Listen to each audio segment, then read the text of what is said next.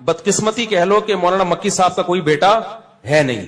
आप देखो जाके अरबी के अलावा कोई आलिम हरम में ऐसा नहीं है जिसको दर्स देने की इजाजत हो, अरबों के अलावा, सिवाय उर्दू में एक मौलाना मक्की साहब के।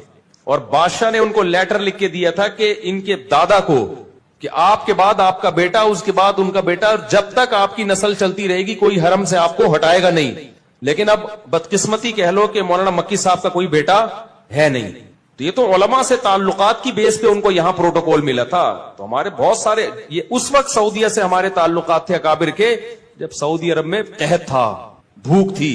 जब दौलत आ गई, रेल पे ला गई, मदीना यूनिवर्सिटी बनी, तो बादशाह ने हमारे उलमा देवबंद से राब्ता किया कि मदीना यूनिवर्सिटी में आपके हवाले करना चाहता हूं, आप लोग इसको संभालो। हमारे उलमा ने कहा नहीं, अल्लाह ने आपको वसाइल दिए, हम अब इधर ही हिंदुस्तान पाकिस्तान में मदारिस की हिफाजत करेंगे, ये आप ही चलाओ इसको। तो उसके बाद फिर क्या हुआ, जब उलमा देवबंद का इन्फ्लुएंस खत्म हुआ तो फिर दूसरे लोगों का इन्फ्लुएंस उसमें बढ़ गया। तो फिर उन्होंने ये प्रोपेगेंडा शुरू कर दिया कि ये अरब जो है उलमा देवबंद के खिलाफ हैं, और इनके उलमा देवबंद के खिलाफ किताब भी छपी थी देवबंदिया के नाम से, उसमें भी बड़ी गलत बयानी की गई। जब वो किताब छपी है उसमें सऊदीया के उलमा के दस्तखत थे कि उलमा देवबंद के अकायद गलत हैं। फिर यहाँ जामिया फारूकिया के एक आलिम ने उसका जवाब लिखा। जब वो जवाब सऊदी अरब गया है तो अब वो देवबंदिया छपना बंद हो गई है, वो बैन हो गई सऊदी अरब में। समझते हो कि नहीं समझते? तो प्रोपेगेंडा पहले भी हुआ था और अरब उलमा के सामने बहुत प्रोपेगेंडा होता है। ये जो तबलीगी जमात में निकलने को नाजायज करार दिया था, शेख सालेह अल मुनज्जिद थे गालिबन, बहुत बड़े सऊदी अरब के आलिम हैं। इन्होंने फतवा दिया कि सऊदी अरब तबलीगी जमात में निकलना हराम है। मैंने इनका फतवा पढ़ा, उसमें इन्होंने वजह लिखी कि ये लोग कब्र परस्त है। मुझे ख्याल हुआ कि मैं जानता हूं चूंकि वो आलिम नेक हैं, मुझे पता था ये बदनीयत नहीं है।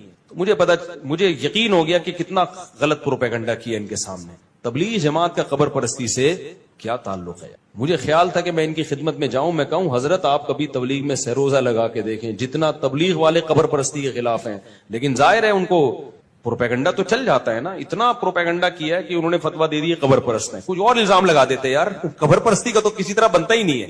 तो सऊदी अरब के बड़े बड़े उलमा, शेखुल हदीस मौलाना ज़करिया रहमतुल्लाह अलैह के शेख बिन बाज से बहुत अच्छे ताल्लुकात थे। जब शेखुल हदीस मौलाना ज़करिया रहमतुल्लाह अलैह ने किताब लिखी है ना दाढ़ी पर, तो शेख बिन बाज ने उस किताब को छपवा के पूरे सऊदी अरब में फैलाया। बदलुल मजहूद जो शेखुल हदीस की शरह है अबू दाऊद की, आज भी सऊदी अरब की कुतुब खानों में आपको मिलेगी। तो उलमाए सऊदिया के जो है वो वैसे भी हम्बली हैं, वो कोई गैर मुक़ल्लिद थोड़ी है या अहले हदीस थोड़ी है, वो तो हम्बली हैं वैसे भी।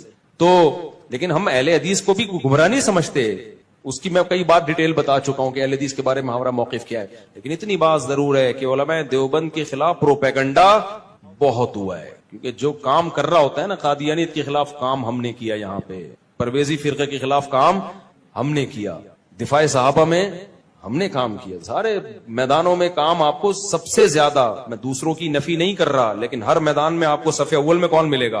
पूरी दुनिया में चले जाओ यार, मदारिस का जाल बिछा हुआ है, सबके ताने बाने कहां जाके मिलते हैं उलमाए देवबंद से। तो फ्रंट लाइन पर आपको बहुत जगहों पे नजर आएंगे, दूसरे भी काम कर रहे हैं, उनकी नफी नहीं कर रहा मैं, लेकिन प्रोपेगेंडा हमारे खिलाफ बहुत हुआ। एक सऊदी मुझसे मिले, आलिम थे, सऊदी आलिम थे, उन्होंने कहने लगे आप लोग के अकीदे कुरान और सुन्नत के खिलाफ हैं, आप देवबंदी हो। मैंने कहा क्या खिलाफ है? बदकिस्मती कह लो कि मौलाना मक्की साहब का कोई बेटा है नहीं। आप देखो जाके अरबी के अलावा कोई आलिम हरम में ऐसा नहीं है जिसको दर्स देने की इजाजत हो, अरबों के अलावा, सिवाय उर्दू में एक मौलाना मक्की साहब के। और बादशाह ने उनको लेटर लिख के दिया था कि इनके दादा को कि आपके बाद आपका बेटा, उसके बाद उनका बेटा, जब तक आपकी नस्ल चलती रहेगी कोई हरम से आपको हटाएगा नहीं। लेकिन अब बदकिस्मती कह लो कि मौलाना मक्की साहब का कोई बेटा है नहीं। तो ये तो उलमा से ताल्लुकात की बेस पे उनको यहां प्रोटोकॉल मिला था। तो हमारे बहुत सारे, ये उस वक्त सऊदीया से हमारे ताल्लुकात थे अकाबिर के जब सऊदी अरब में कहत था, भूख थी। जब दौलत आ गई, रेल पे ला गई, मदीना यूनिवर्सिटी बनी, तो बादशाह ने हमारे उलमा देवबंद से राब्ता किया कि मदीना यूनिवर्सिटी में आपके हवाले करना चाहता हूं, आप लोग इसको संभालो। हमारे उलमा ने कहा नहीं, अल्लाह ने आपको वसाइल दिए, हम अब इधर ही हिंदुस्तान पाकिस्तान में मदारिस की हिफाजत करेंगे, ये आप ही चलाओ इसको।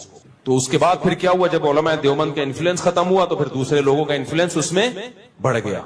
तो फिर उन्होंने ये प्रोपेगेंडा शुरू कर दिया कि ये अरब जो है उलमा देवबंद के खिलाफ हैं, और इनके उलमा देवबंद के खिलाफ किताब भी छपी थी देवबंदिया के नाम से, उसमें भी बड़ी गलत बयानी की गई। जब वो किताब छपी है اس میں سعودیہ کے علماء کے دستخط تھے کہ علماء دیوبند کے عقائد غلط ہیں. پھر یہاں جامعہ فاروقیہ کے ایک عالم نے اس کا جواب لکھا. جب وہ جواب سعودی عرب گیا ہے تو اب وہ دیوبندیہ چھپنا بند ہو گئی ہے, اب وہ بین ہو گئی سعودی عرب میں. سمجھتے ہو کہ نہیں سمجھتے؟ تو پروپیگنڈا پہلے بھی ہوا تھا اور عرب علماء کے سامنے بہت پروپیگنڈا ہوتا ہے. یہ جو تبلیغی جماعت میں نکلنے کو ناجائز قرار دیا تھا, شیخ صالح المنجد تھے غالباً, بہت بڑے سعودی عرب کے عالم ہیں.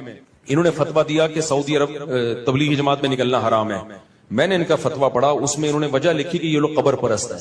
مجھے خیال ہوا کہ میں جانتا ہوں چونکہ وہ عالم نیک ہیں, مجھے پتا تھا یہ بدنیت نہیں ہے. مجھے یقین ہو گیا کہ کتنا غلط پروپیگنڈا کیا ان کے سامنے. تبلیغی جماعت کا قبر پرستی سے کیا تعلق ہے؟ مجھے خیال تھا کہ میں ان کی خدمت میں جاؤں, میں کہوں حضرت آپ کبھی تبلیغ میں سروزہ لگا کے دیکھیں, جتنا تبلیغ والے قبر پرستی کے خلاف ہیں. لیکن ظاہر ہے ان کو پروپیگنڈا تو چل جاتا ہے نا. اتنا پروپیگنڈا کیا ہے کہ انہوں نے فتویٰ دے دی قبر پرست ہے. کچھ اور الزام لگا دیتے یار, قبر پرستی کا تو کسی طرح بنتا ہی نہیں ہے. تو سعودی عرب کے بڑے بڑے علماء, شیخ الحدیث مولانا زکریا رحمۃ اللہ علیہ کے شیخ بن باز سے بہت اچھے تعلقات تھے. جب شیخ الحدیث مولانا زکریا رحمۃ اللہ علیہ نے کتاب لکھی ہے نا داڑھی پر, تو شیخ بن باز نے اس کتاب کو چھپوا کے پورے سعودی عرب میں پھیلایا. بذل المجہود جو شیخ الحدیث کی شرح ہے ابو داؤد کی, آج بھی سعودی عرب کی کتب خانوں میں آپ کو ملے گی. تو علماء سعودیہ کے جو ہے وہ ویسے بھی حنبلی ہیں, وہ کوئی غیر مقلد تھوڑی ہیں یا اہل حدیث تھوڑی ہیں, وہ تو حنبلی ہیں ویسے بھی. تو لیکن ہم اہل حدیث کو بھی گمراہ نہیں سمجھتے. اس کی میں کئی بار ڈیٹیل بتا چکا ہوں کہ اہل حدیث کے بارے میں ہمارا موقف کیا ہے. لیکن اتنی بات ضرور ہے کہ علماء دیوبند کے خلاف پروپیگنڈا بہت ہوا ہے, کیونکہ جو کام کر رہا ہوتا ہے نا, قادیانیت کے خلاف کام ہم نے کیا, یہاں پہ پرویزی فرقے کے خلاف کام ہم نے کیا, دفاع صحابہ میں ہم نے کام کیا, سارے میدانوں میں کام. آپ کو سب سے زیادہ, میں دوسروں کی نفی نہیں کر رہا, لیکن ہر میدان میں آپ کو صف اول میں کون ملے گا؟ پوری دنیا میں چلے جاؤ یار, مدارس کا جال بچھا ہوا ہے, سب کے تانے بانے کہاں جا کے ملتے ہیں؟ علماء دیوبند. تو فرنٹ لائن پر آپ کو بہت جگہوں پہ نظر آئیں گے, دوسرے بھی کام کر رہے ہیں, ان کی نفی نہیں کر رہا میں, لیکن پروپیگنڈا ہمارے خلاف بہت. آپ کے بعد آپ کا بیٹا, اس کے بعد ان کا بیٹا, جب تک آپ کی نسل چلتی رہے گی کوئی حرم سے آپ کو ہٹائے گا نہیں. لیکن اب بدقسمتی کہہ لو کہ مولانا مکی صاحب کا کوئی بیٹا ہے نہیں. تو یہ تو علماء سے تعلقات کی بیس پہ ان کو یہاں پروٹوکول ملا تھا. تو ہمارے بہت سارے, یہ اس وقت سعودیہ سے ہمارے تعلقات تھے اکابر کے جب سعودی عرب میں قحط تھا, بھوک تھی. جب دولت آ گئی, ریل پہ لا گئی, مدینہ یونیورسٹی بنی, تو بادشاہ نے ہمارے علماء دیوبند سے رابطہ کیا کہ مدینہ یونیورسٹی میں آپ کے حوالے کرنا چاہتا ہوں, آپ لوگ اس کو سنبھالو. ہمارے علماء نے کہا نہیں, اللہ نے آپ کو وسائل دیے, ہم اب ادھر ہی ہندوستان پاکستان میں مدارس کی حفاظت کریں گے, یہ آپ ہی چلاؤ اس کو. تو اس کے بعد پھر کیا ہوا, جب علماء دیوبند کا انفلوئنس ختم ہوا تو پھر دوسرے لوگوں کا انفلوئنس اس میں بڑھ گیا. تو پھر انہوں نے یہ پروپیگنڈا شروع کر دیا کہ یہ عرب جو ہیں علماء دیوبند کے خلاف ہیں, اور ان کے علماء دیوبند کے خلاف کتاب بھی چھپی تھی دیوبندیہ کے نام سے, اس میں بھی بڑی غلط بیانی کی گئی. جب وہ کتاب چھپی ہے اس میں سعودیہ کے علماء کے دستخط تھے کہ علماء دیوبند کے عقائد غلط ہیں. پھر یہاں جامعہ فاروقیہ کے ایک عالم نے اس کا جواب لکھا. جب وہ جواب سعودی عرب گیا ہے تو اب وہ دیوبندیہ چھپنا بند ہو گئی ہے, اب وہ بین ہو گئی سعودی عرب میں. سمجھتے ہو کہ نہیں سمجھتے؟ تو پروپیگنڈا پہلے بھی ہوا تھا اور عرب علماء کے سامنے بہت پروپیگنڈا ہوتا ہے. یہ جو تبلیغی جماعت میں نکلنے کو ناجائز قرار دیا تھا, شیخ صالح المنجد تھے غالباً, بہت بڑے سعودی عرب کے عالم ہیں. انہوں نے فتویٰ دیا کہ سعودی عرب تبلیغی جماعت میں نکلنا حرام ہے. میں نے ان کا فتویٰ پڑھا, اس میں انہوں نے وجہ لکھی کہ یہ لوگ قبر پرست ہیں. مجھے خیال ہوا کہ میں جانتا ہوں چونکہ وہ عالم نیک ہیں, مجھے پتا تھا یہ بدنیت نہیں ہے. مجھے یقین ہو گیا کہ کتنا غلط پروپیگنڈا کیا ان کے سامنے. تبلیغی جماعت کا قبر پرستی سے کیا تعلق ہے یار؟ مجھے خیال تھا کہ میں ان کی خدمت میں جاؤں, میں کہوں حضرت آپ کبھی تبلیغ میں سروزہ لگا کے دیکھیں, جتنا تبلیغ والے قبر پرستی کے خلاف ہیں. لیکن ظاہر ہے ان کو پروپیگنڈا تو چل جاتا ہے نا. اتنا پروپیگنڈا کیا ہے کہ انہوں نے فتویٰ دے دی قبر پرست ہیں. کچھ اور الزام لگا دیتے یار, قبر پرستی کا تو کسی طرح بنتا ہی نہیں ہے. تو سعودی عرب کے بڑے بڑے علماء, شیخ الحدیث مولانا زکریا رحمۃ اللہ علیہ کے شیخ بن باز سے بہت اچھے تعلقات تھے. جب شیخ الحدیث مولانا زکریا رحمۃ اللہ علیہ نے کتاب لکھی ہے نا داڑھی پر, تو شیخ بن باز نے اس کتاب کو چھپوا کے پورے سعودی عرب میں پھیلایا. بذل المجہود جو شیخ الحدیث کی شرح ہے ابو داؤد کی, آج بھی سعودی عرب کی کتب خانوں میں آپ کو ملے گی. تو علماء سعودیہ کے جو ہے وہ ویسے بھی حنبلی ہیں, وہ کوئی غیر مقلد تھوڑی ہیں یا اہل حدیث تھوڑی ہیں, وہ تو حنبلی ہیں ویسے بھی. تو لیکن ہم اہل حدیث کو بھی گمراہ نہیں سمجھتے.